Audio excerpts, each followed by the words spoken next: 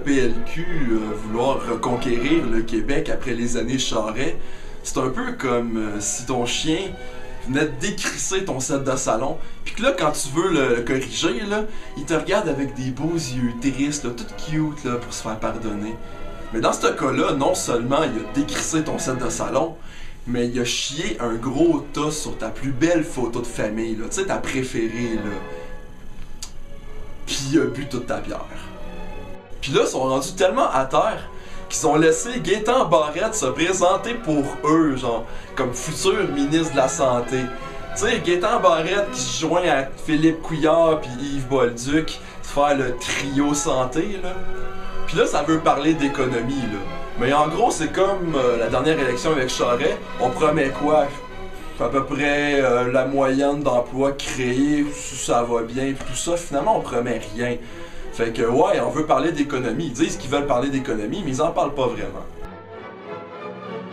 Je suis un peu mal à l'aise de fesser sa CAQ parce que, tu sais, fesser sa CAQ, ça équivaut un peu à battre un homme tronc ou poursuivre Gabrois pour 300 000 $. Tu sais, dans les deux cas, tu fesses sur quelqu'un qui est à terre. Ils font beaucoup de promesses depuis le début de la campagne en se présentant un peu comme les défenseurs de la classe moyenne. On va abolir la taxe santé, la taxe scolaire, tout ça. Mais ils disent jamais trop comment ça va se traduire au niveau des services aux citoyens. C'est une grosse bulle ça, la CAQ. En fait, tout ce qui reste, c'est les vieux comtés de l'ADQ qui sont à veille de perdre parce que là, ils menacent les bonbons pour Québec, hein, comme l'anneau de glace, d'autres investissements, en plus de menacer même les emplois des fonctionnaires qui vivent à Québec même.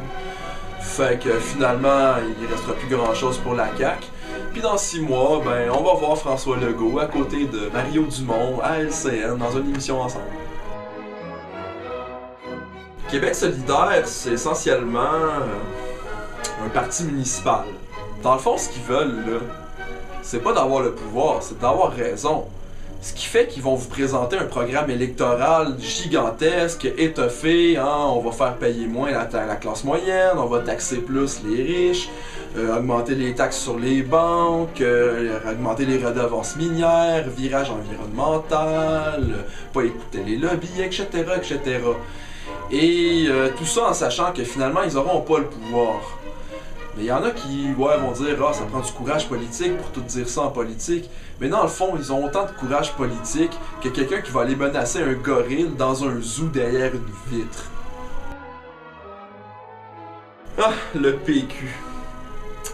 Un parti social-démocrate de centre-gauche, traditionnellement allié aux syndicats.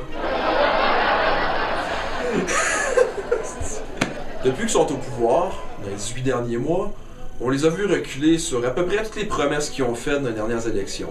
Que ce soit dans les frais de scolarité ou s'ils ont décidé de les indexer, en plus de réduire les crédits d'impôt aux étudiants, que ce soit dans la taxe santé qui a été maintenue, que ce soit même au niveau des redevances minières ou de l'exploitation pétrolière, que ce soit aussi dans les garderies, les places de garderie qui vont être augmentées de quasiment 30%.